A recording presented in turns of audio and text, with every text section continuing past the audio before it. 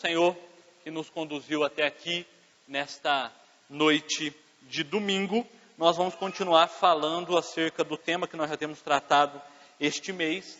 Eu peço que você abra comigo a sua Bíblia, lá no Evangelho de João, capítulo de número 10, um texto muito conhecido, João 10, muito obrigado, Luzia. João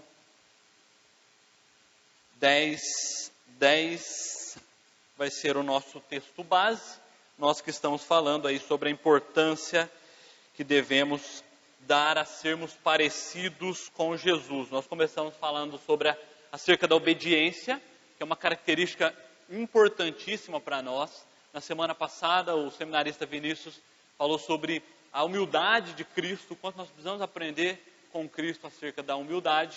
E hoje nós vamos falar sobre a servidão de Jesus e o que isso tem a ver com as nossas vidas. Evangelho de João, capítulo 10, verso 10. Diz assim a palavra do Senhor: o ladrão vem somente para roubar, matar e destruir. Eu vim para que tenham vida e a tenham em abundância. Amém? Louvado seja o nome do Senhor, meus irmãos e minhas irmãs. Todos nós, de modo geral, gostamos de receber, de ganhar algo. Sempre bom, né? Ganharmos aquilo que talvez nós estávamos esperando, querendo muito, ou talvez algo inusitado. Eu, particularmente, sou o tipo de pessoa, né? Alguns irmãos e irmãs me conhecem, e eu não sou daquele tipo de pessoa que fica morrendo assim, nossa, eu preciso ganhar alguma coisa, eu vivo por isso. Eu não faço muita questão, não ligo, né, se não ganhar nada, mas sempre quando ganho, é sempre muito bom, né? Então, nós temos diferenças com relação a isso, como pessoas, né? Mas sempre é bom ganhar algo, mesmo que seja talvez um chocolate mordido, né? É um chocolate, não importa se está faltando algum pedaço. Quem sabe um picolé chupado, né? Metade dele ali, aí também não, né? Exagerando. Mas independente do que seja, né? Nós gostamos de receber, de ganhar algo. Isso é sempre bom, né? Todos hão de concordar quanto a isso. O texto que nós lemos aqui é muito interessante, pois ele vai contar acerca de uma dinâmica que Jesus aqui está ensinando, né? Ele vai falar sobre o pastoreio, né? Ele vai dar, e o texto vai evidenciar, pelo menos o verso aqui, deixa claro, dois personagens no texto. Preste atenção aqui, por favor. O primeiro deles é claramente Jesus, né? Na parte final aqui do verso 10. Fica evidente que é Jesus, aquele quem dá vida e quem dá vida em abundância. Mas o verso começa falando sobre um ladrão. O ladrão vem para isso, para aquilo outro. Fica aqui subentendido algumas coisas que vale muito a pena nós percebermos, né? O contexto maior, os versos anteriores aqui ao verso 10, vão dar o entendimento de que o ladrão mencionado no texto são todos aqueles líderes que estavam colocando seus interesses acima dos interesses de Deus. Colocavam seus interesses como líderes, como aqueles que demandavam algum tipo de poder, algum tipo de autoridade. Isso é o que está no contexto anterior, em detrimento daquele cuidado. Por isso que Jesus aqui está mencionando para termos cuidado com o ladrão. E aqui as palavras são fortes que Jesus diz. Que o propósito destes, que não tem compromisso com Deus, é de roubar, matar e destruir. São fortes as expressões aqui do texto. Em outras palavras, o motivo que leva os ladrões aqui do texto, o ladrão do texto aqui, a fazer o que faz, são motivos egoístas, a fim de satisfazer os seus próprios desejos. Por isso que Jesus está alertando, cuidado, o ladrão vem para isso, para aquilo e para aquilo outro. Eu, todavia, venho para dar vida e vida em abundância. O que nos parece aqui é que Jesus está contando, por mais que não tenha no subtítulo da sua Bíblia parábola tal, mas parece aqui que Jesus está contando uma pequena parábola. O verso de número 9, você pode acompanhar na sua Bíblia, vai falar sobre Jesus sendo a porta, né? Ou seja, uma entrada segura. Essa é a ideia aqui, Jesus colocando como porta. E no verso de número 11, Jesus se apresenta como o pastor, aquele que conduz, aquele que guia. Olha que interessante, Jesus aqui está usando essas figuras de linguagem e ele vai categorizar aqueles que seguem os seus mandamentos como as ovelhas. Percebam, isso está aqui no texto de modo geral. Rapidamente, ou de modo muito claro, fica para nós evidente compreender que o ladrão das ovelhas, ele estava disposto a fazer qualquer coisa para obter os seus propósitos. Ele tentava aqui roubar, né, da figura da ovelha mesmo, como vocês estão vendo na imagem, né? Um ladrão de ovelha aqui está com os propósitos para aquilo que ele quer fazer, de roubar tudo de material que a ovelha tem. Né? O que a ovelha tem de material? Muitas coisas, como por exemplo a lã, a fim de tirá-la em qualquer tempo, em qualquer situação. Aqueles que criam ovelhas, né? Eles têm um período onde eles fazem isso e é benéfico para as ovelhas, tirarem a lã, né?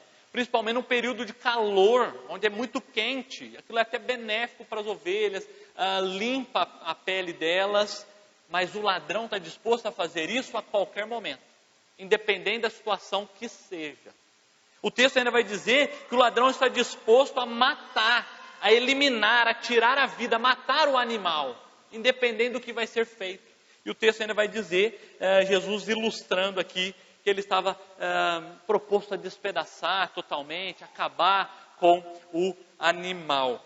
Quando nós pensamos isso, no aspecto espiritual, né, do que o texto também dá direção a isso para nós, né, é claro que nós compreendemos que o inimigo das nossas almas é Satanás.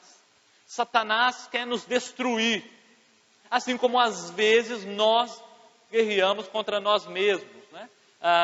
Há uma compreensão de que tudo às vezes de ruim na nossa vida é culpa de Satanás, né?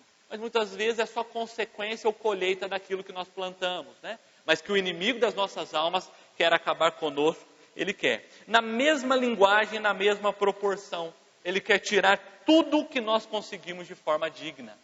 Essa é a ideia do roubo, né? Tomar posse do que é do outro, de modo ilícito. O inimigo das nossas almas, ele quer de uma maneira ou de outra acabar conosco, ele quer acabar com a nossa vida espiritual, nossa vida de comunhão com Deus e com a nossa vida, de modo geral. Assim como destruir a nossa imagem, o nosso legado. É isso que quer o inimigo das nossas almas. E Jesus aqui está chamando a atenção de que ele, de modo contrário ao que o ladrão faz, ele faz tudo ao nosso favor para cuidar de nós. Por isso, meus irmãos e minhas irmãs, nós precisamos estar atentos a compreender e ouvir a voz do pastor para discernir quando é o pastor falando, né, supremo pastor guiando as nossas vidas, ou de quando são os enganadores, os ladrões, aqueles que querem nos destruir. Precisamos estar sensíveis a isso, meus irmãos e minhas irmãs. Todos nós precisamos estar sensíveis a isso. E aqui nós entramos aqui no primeiro tópico da nossa exposição, a servidão de Cristo. A servidão de Cristo. É maravilhoso. O que nos deve encher de ânimo, igreja, é o fato de perceber que a servidão, ou seja, a ação de Jesus em cuidar de nós, é maior do que qualquer ação para nos destruir. Isso nos deve dar paz, isso nos deve dar ânimo e falar, nós cremos em um Deus forte e todo-poderoso, que por mais que as ações contra a sua igreja são grandes, as ações contra as nossas vidas são imensas, mas as ações de Cristo a nosso favor é maior do que todas elas. Isso é maravilhoso. Isso é maravilhoso porque ali nós encontramos lugar de refúgio, onde o nosso coração pode descansar. Jesus não se dirige a nós ou a sua obra nessa terra, não foi uma obra visando os seus próprios interesses, não foi uma razão egoísta de Cristo fazer tudo o que fez em nosso favor. Pelo contrário, Ele veio dar e não receber. Ele veio nos resgatar, cuidar de nós. Isso é maravilhoso quando nós temos essa compreensão e essa clareza. Enquanto muitos à nossa volta, ladrões, todos aqueles que não estão comprometidos com o temor ao Senhor, assim como o inimigo das nossas almas quer nos destruir, Jesus vem para nos dar vida e vida em abundância. E essa vida, meus irmãos e minhas irmãs, ela começa quando nós experimentamos a salvação, né? No momento em que recebemos Cristo como Senhor e Salvador. Essa vida abundante que é prometida aqui no texto de João 10:10 começa a acontecer nas nossas vidas. Cada vez mais que nós nos relacionamos com Deus, sensíveis, buscando a face dEle, compreendemos que somos amados. Quando muitas vezes nós queremos bater em retirada, Ele vai atrás ao nosso encontro, demonstrando amor, demonstrando cuidado, guiando, para que nós tenhamos a convicção, meus irmãos e minhas irmãs, de que nós jamais estaremos sozinhos, porque é Ele quem tem cuidado de nós, se nós o temos como Senhor e Salvador das nossas vidas. Igreja, isso para nós é descanso, isso para nós é paz, isso para nós é alívio, isso para nós é força em meio às dificuldades. Quanto mais nós aqui que cantamos, Espírito enche a minha vida, e quanto mais nós nos envolvemos com a obra redentora do Senhor, com as misericórdias de Deus cobrindo as nossas vidas, e nós compreendendo, nós nos deleitando em meio a isso, nós dando cada vez mais liberdade e vivemos em sintonia com o Espírito Santo de Deus, cada vez mais nós desfrutamos dessa vida abundante que o Senhor tem preparado para nós. Faça uma comparação breve, rápida, com pessoas que vivem da sua maneira, vivem do seu jeito, com pessoas que não temem a Deus, desfrutam de algo chamado vida, mas nem se compara a uma vida abundante, uma vida de descanso, de paz, que transforma a todos nós. Não somente esta vida abundante pode ser desfrutada agora, mas nós que temos andado com Cristo, temos a certeza e a convicção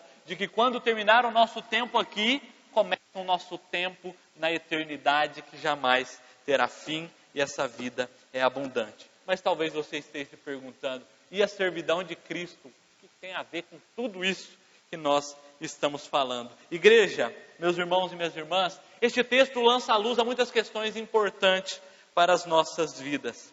Este texto abre a nossa mente a compreendermos que Jesus não veio a essa terra somente como um mestre, aquele que ensinava sobre moralidade. Ou talvez alguém que estava ali ensinando somente sobre santidade, sobre autonegação. Ou talvez Jesus sendo aquele que veio instituir novas cerimônias, novos ritos, talvez uma releitura do contexto judaico. Não, Jesus vai muito além. Eu dei essa pincelada hoje na classe dos novos membros e eu acho isso fantástico. E todos nós precisamos compreender isso cada vez mais. Que Jesus veio a essa terra para nos mostrar como sermos seres humanos que evidenciam o amor a Deus, servindo ao próximo. Em Jesus é o referencial, em Jesus é o modelo, e aqui nós estamos fazendo um recorte nesse aspecto da servidão de Jesus. Como Ele ensinou, e não somente por palavras, mas Ele agiu de tal maneira. Jesus se relacionou com quem estava à sua volta em várias escalas, como por exemplo, Jesus se relacionando com indivíduos, com pessoas. Textos-chave, principalmente no Evangelho de João, o texto ali no capítulo de número 3, um dos textos mais marcantes da Bíblia, Jesus estava ali tratando com Nicodemos, que tinha muito conhecimento e de que de alguma maneira expressava um temor a Deus distorcido pela religiosidade, e Jesus vai ali tratar com ele pessoalmente, assim como Jesus tratou pessoalmente com a mulher samaritana e tantas outras pessoas, indivíduos ali na Bíblia. Jesus tendo um relacionamento e servindo, ajudando, estendendo a mão, cuidando, auxiliando. Assim nós vemos Jesus aumentando aí o grupo. Tinha um grupo dentre os discípulos, dos apóstolos, o grupo dos 3, que Jesus levou para a transfiguração, que Jesus ensinou algumas coisas em particular com os demais. Tinha o grupo dos 12, tinha os outros discípulos, aqueles que estavam em volta, seguindo Jesus. E Jesus cuidando, servindo, auxiliando a cada um destes. As multidões, Jesus se compadecendo das multidões, se relacionando com elas, cuidando de cada um, buscando servir, ajudar, orientar, socorrer. Isso é maravilhoso nós percebermos, porque a servidão de Jesus está diluída em todo o seu ministério. É claro que o ápice dela se dá na cruz do Calvário, mas em todo o ministério de Jesus nós vemos ele vivendo a vida, ajudando e fazendo aquilo que ele podia fazer com as pessoas que estavam à sua volta. Há alguns textos interessantes que eu quero que você abra comigo. Eu não vou projetar, mas eu coloquei a referência para ficar mais fácil você achar.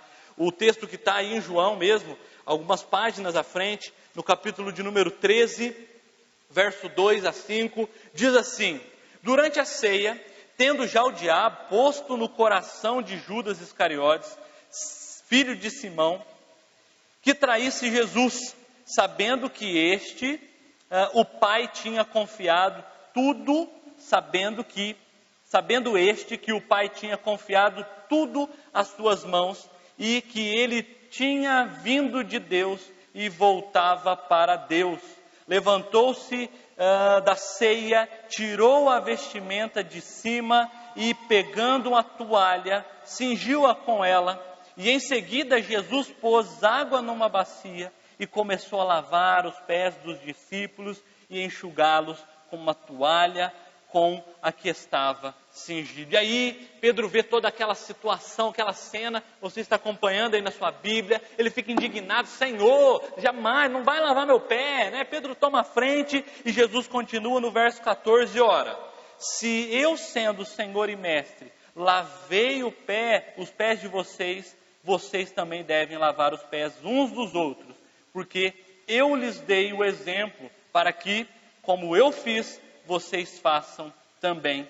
Em verdade lhes digo, que o servo não é maior do que o seu senhor, nem o enviado maior do que aquele que o enviou. Se vocês sabem essas coisas, bem-aventurados serão se as praticarem. Jesus estava aqui mostrando que servir uns aos outros, cuidar de uns aos outros, aqui simbolizado com esse lavar dos pés, era ter comunhão, era exercer o amor que nós dizemos ter para Deus, mas isso sendo evidenciado na vida de um para com a vida dos outros. Pedro, quando percebe, para ter comunhão com Deus, Jesus, não lava só os pés não, eu quero ter tanta comunhão, me banha de alto a baixo, lava tudo. E Jesus fala: não, Pedro, calma, não é a força do banho, né? A potência da maquininha que vai lavar teus pés, ou a força que eu vou dar na buchinha para esfregar o pé cascudo ali, que devia ser bem sujo, né? É ter esta comunhão mostrando para vocês que eu estou disposto a servir e a cuidar de vocês. Um outro texto interessante, Mateus capítulo 20, capítulo de número 20, verso 25 a 28, Jesus aqui é questionado, né? A mulher de Zebedeu procura Jesus para fazer aquele pedido: poxa, eu preciso ajeitar ali o lugar de João e Tiago no reino dos céus, e quero que o Senhor Jesus prepare ali um lugar muito bom para os meus filhos. E aí Jesus vê o que está no coração, percebe o que está no coração daquela mulher, daquela família. E aí no verso 25, mas você está com o contexto todo aí, mas a partir do verso 25 diz assim: então Jesus chamando-os disse: sabeis que os governadores dos povos os dominam e que os maiorais exercem autoridade sobre eles. Não é assim entre vós, pelo contrário, quem quiser tornar-se grande entre vós, será este que vos sirva. E quem quiser ser o primeiro entre vós, será o vosso servo. Tal como o Filho do Homem não veio para ser servido, mas para servir e dar a vida em resgate por muitos. Jesus está estabelecendo um princípio fundamental para todos nós hoje, meus irmãos e minhas irmãs, de que todos aqueles que se dizem cristãos e querem ser mais parecidos com Jesus, precisam compreender que o Mestre falou muito sobre servidão. falou muito sobre cuidado, falou sobre muito aquilo de fazermos o que é possível que seja feito por nós, e nós experimentarmos cada vez mais da beleza que é, dos sentimentos tão maravilhosos, que quando você pode estender a mão e você não a recolhe, mas você estende sabendo que isso é uma dádiva de Deus. Jesus ensinou que todos aqueles que querem seguir seus passos precisam aprender com o Mestre. Assim como o Mestre serviu durante a sua vida, nós precisamos servir também. E aí nós entramos no segundo tópico da nossa mensagem. Nós e a servidão. Como nós precisamos, de fato, sermos parecidos com Jesus. Se você já tem esse costume de analisar algumas coisas na sua vida e fazer autocríticas, este será um momento muito oportuno para que juntos façamos isso. E se talvez você não tenha este hábito, comece a ter, fazendo análise sobre a sua vida e tudo aquilo que o Evangelho nos ensina. Eu quero fazer duas perguntas muito intrigantes para que você, de modo sincero, faça uma autocrítica, avaliando e buscando responder elas. A primeira delas é o seguinte: temos servido o tanto que gostaríamos que fôssemos servidos? Ou seja, temos ajudado, amparado, auxiliado, somado forças e apoiado o tanto que nós gostaríamos que isso acontecesse com as nossas vidas? É uma pergunta que você deve pensar, analisar, e junto a ela, uma pergunta que também: nós temos realmente buscado fazer o possível para ajudar os que estão à nossa volta? E percebam duas palavras importantes nesta pergunta para todos nós tentarmos responder para nós mesmos. Fazer o possível à nossa volta, os que estão por perto. Eu vou dar um tempo para você refletir sobre essas duas perguntas. Pense um pouco aí, você e Deus, sobre essas perguntas.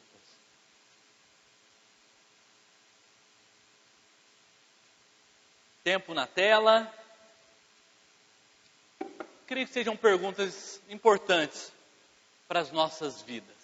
Igreja, independente do que você respondeu, independente qual foi a sua resposta, uma coisa eu creio que você tende a concordar comigo, de que o padrão para todos nós é altíssimo.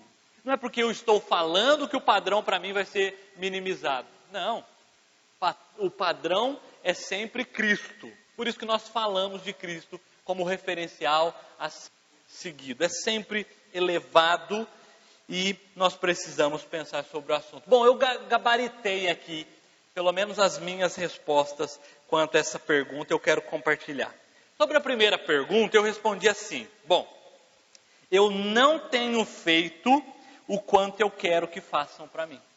Porque eu tenho percebido que eu sou mais ou menos igual o estômago da Tamires e do Emanuel. Não tem fundo, Você vai colocando comida lá dentro e não tem fundo. Continua falando que está com fome. E eu compreendendo, pensando e fazendo uma autocrítica, uma avaliação na minha vida, parece que nunca estou satisfeito, Parece que eu sempre quero que as pessoas façam mais para mim do que talvez o que eu tenho feito. Essa é a minha resposta. Talvez bateu com a sua. Na segunda pergunta eu respondi assim: bom, eu também eu tenho percebido que eu não tenho servido tanto aos que estão à minha volta, porque eu tenho percebido que algumas pessoas se encontram sobrecarregadas. E se elas estão sobrecarregadas, é porque talvez eu tenha auxiliado pouco. Eu, Cadu, respondendo isso, buscando ser sincero e fazer essa autocrítica. Porque é nesse momento, igreja, que nós percebemos que nós crescemos aí. Quando nós avaliamos de modo sincero a nossa vida, a nossa conduta em comparação à vida e à conduta de Cristo. É isso que nós devemos fazer todos os dias, em todos os assuntos, em todos os momentos. Meus irmãos e minhas irmãs, nós não nos reunimos aqui para apanhar e tomar cajadada, não. Mas é para nós percebermos juntos alguns detalhes que talvez no dia a dia nos passam despercebido. Por isso que essas perguntas às vezes mexem conosco. Talvez as suas respostas foram parecidas, talvez foram melhores do que as minhas, e glória a Deus por isso. Louvado seja o Senhor. Mas talvez nós olhamos para perguntas como essa e falamos, tá bom demais do jeito que estou fazendo. Nossa, o que é isso? Não quero mexer nessa área não. Igreja, verdade seja dito, de que quando nós falamos em ajudar, em apoiar, em auxiliar, rapidamente, talvez seja só eu, talvez eu estou falando só de mim aqui, mas nós queremos terceirizar isso, né? Quando fala de ajudar, de auxiliar, socorrer, de servir alguém, tá bom, vou falar só de mim aqui, talvez seja só eu. Eu quero terceirizar isso, porque isso está meio, embutido em nós, porque dá trabalho. Ajudar, auxiliar, dá trabalho. E na verdade nós já fazemos tantas coisas, A gente quer mais folga. Talvez trabalhar o final de semana e folgar a semana toda. Na verdade, quem nunca pensou sobre isso? Quem nunca refletiu sobre isso? E quando nós pensamos nessa dinâmica de ajudar, de servir, de auxiliar, dá trabalho. E às vezes nós queremos terceirizar. E de alguma maneira, em algum aspecto, em algum momento, nós percebemos um pouco deste ensino na própria Bíblia.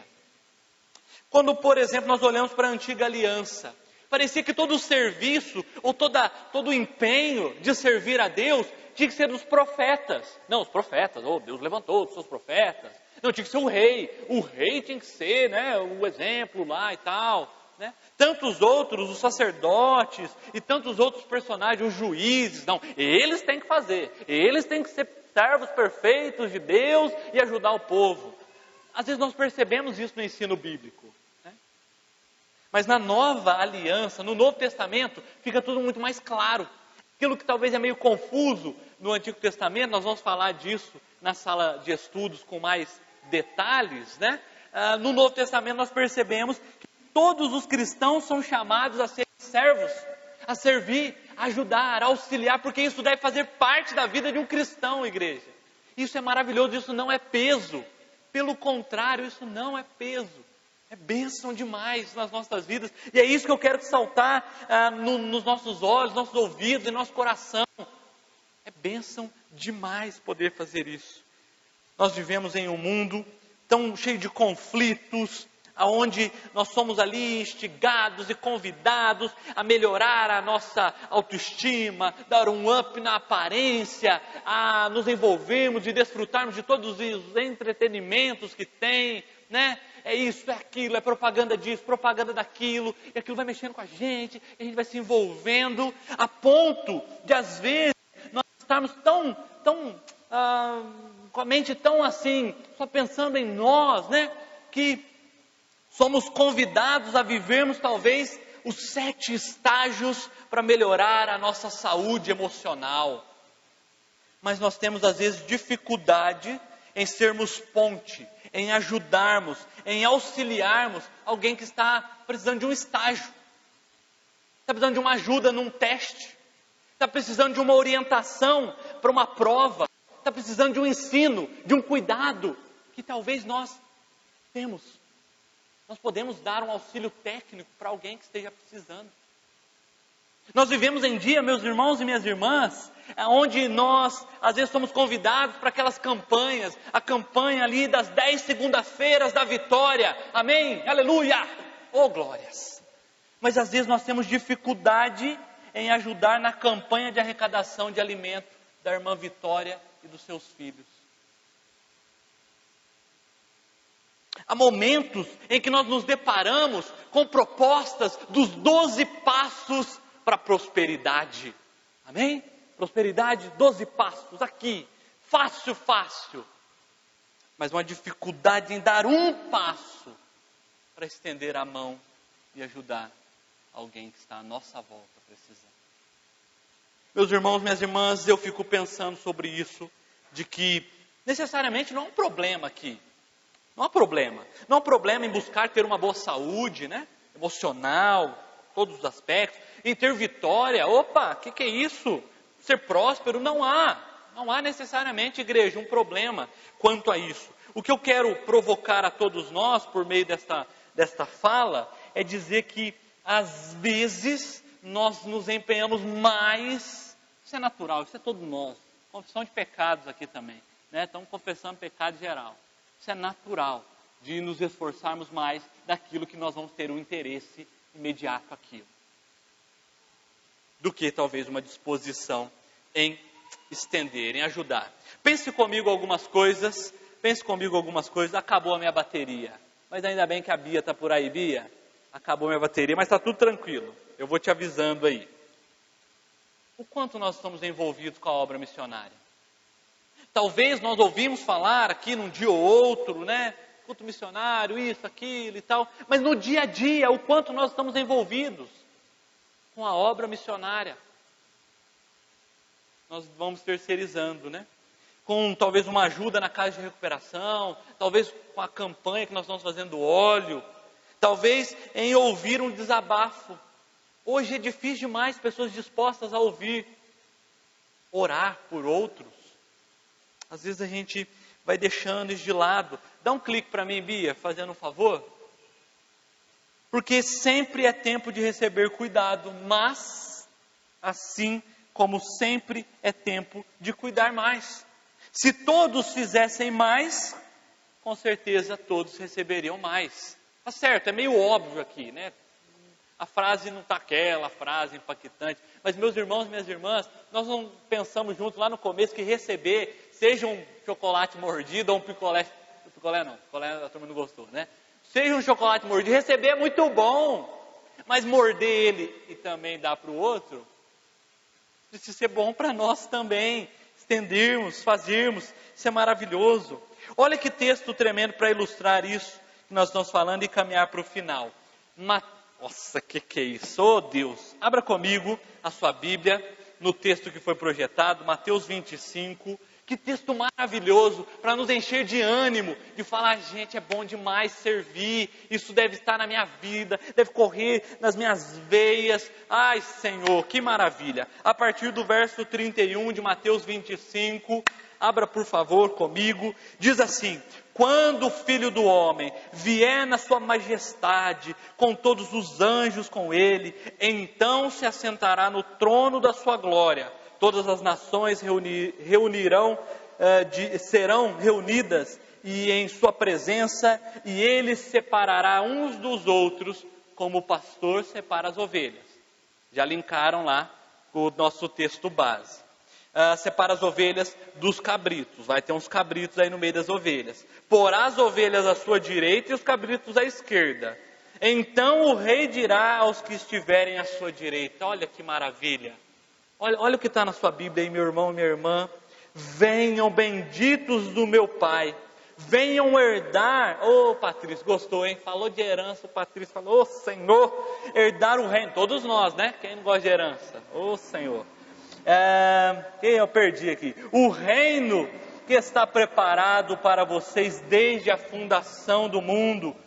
Aqui é belo. Percebam. Porque tive fome e vocês me deram de comer. Tive sede e vocês me deram de beber. Eu era forasteiro e vocês me hospedaram. Eu estava nu e vocês me vestiram.